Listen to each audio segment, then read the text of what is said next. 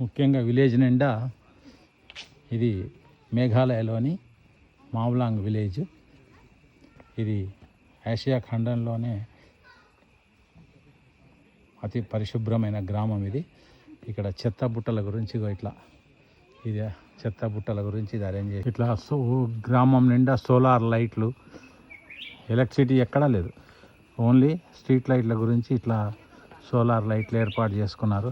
ఇది 2003 సంవత్సరంలో అత్యంత ఆసియా ఖండంలోనే అత్యంత పరిశుభ్రమైన గ్రామంగా ఎన్నుకోబడింది. అప్పటి నుంచి కూడా గ్రామస్తులందరూ కలిసి కూడా మొత్తం అంటే ఓన్లీ సిబ్బందే, గ్రామ పంచాయతీ సిబ్బందే కాకుండా ఇందులో పరిశుభ్రంలో గ్రామ ప్రజలందరూ కూడా పాల్గొంటారు. కాబట్టి ఇది ఏమైందంటే ఈ మేఘాలయం ఇదొక టూరిస్ట్ స్పాట్గా ఏర్పడ్డది.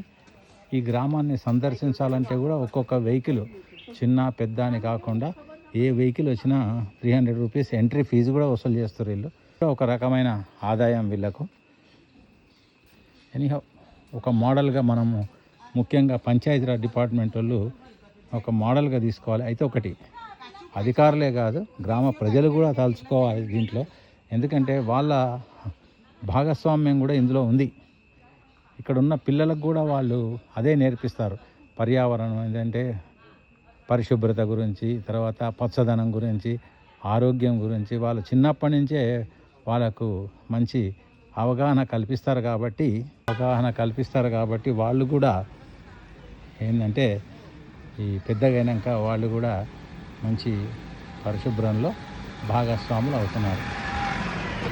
గ్రామ ప్రజలు మంచిగా సేద తీరడానికి సాయంత్రం పూట, మార్నింగ్ పూట కూర్చోవడానికి ఇట్లాగా వెదురు పొంగులతో ఇట్లా బెంచ్ కూడా తయారు.